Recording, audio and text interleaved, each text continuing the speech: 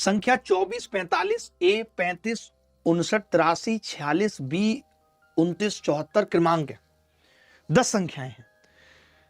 ये जिस अनुक्रम में दिखाई देते हैं, appear in sequence when each number is added to its serial number। Serial number का मतलब ये पहला नंबर है तो इसमें 1 जोड़ो, ये दूसरा है तो 2 जोड़ो, तीसरा है तो 3, चौथा है तो 4, ये जोड़ो। फिर ये कह रहा है तो इस हिसाब से औसत 55 आता है। इस हिसाब से औसत 55 आता है तो ए और बी का औसत बताना है क्या हो।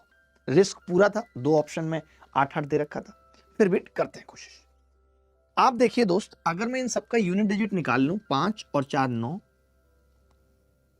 या हम यूनिट डिजिट हटा भी तो सकते हैं, जैसे 5 और 5 10 हटा देते हैं, सही है ना, ये ज्यादा अच्छा है। आपने कहा 6 और 4 हटा दीजिए, 0 बन रहा है, कोई फर्क नहीं पड़ेगा। फिर मैंने कहा जी कि 9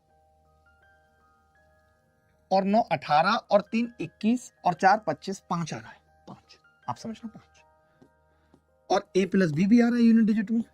तभी एक बच्चा बोला कि मास्टर साहब इन सब में जोड़ा भी तो है, 1 2 3 4 5 6 7 8 9 10 तक जोड़ा है। तो मैंने कहा उस जोड़े हुए को 1 से लेके 10 तक को जब जोड़ते हैं तो 55 आता है, तो मैंने उसका भी यूनिट डिजिट 5 ले लिया। खेल खत्म, ले सकता हूं मैंने। अब आपने बोला कि इन सबका औसत जो आ रहा था 10 संख्याओं का वो 55 आ रहा था, यानी कि उसका भी यूनिट डिजिट सम का 0 है, सम का 0 है। तो आपने क्या पाया? आपने ये पाया कि ये 5 5 भी 0 हो रहे थे और a प्लस बी का भी सम जो है वो 0 होगा। अब a और b का सम 0 कैसे हो सकता है? अगर a प्लस बी का सम का यूनिट डिजिट 0 है, इसका मतलब एवरेज क्या हो सकता है? क्या एवरेज 38 हो सकता है? 38 को तो 2 से गुणा करेंगे, 76 6 चाहिए, नहीं, ये भी नहीं, ये भी नहीं, ये भी नहीं, डी होगा।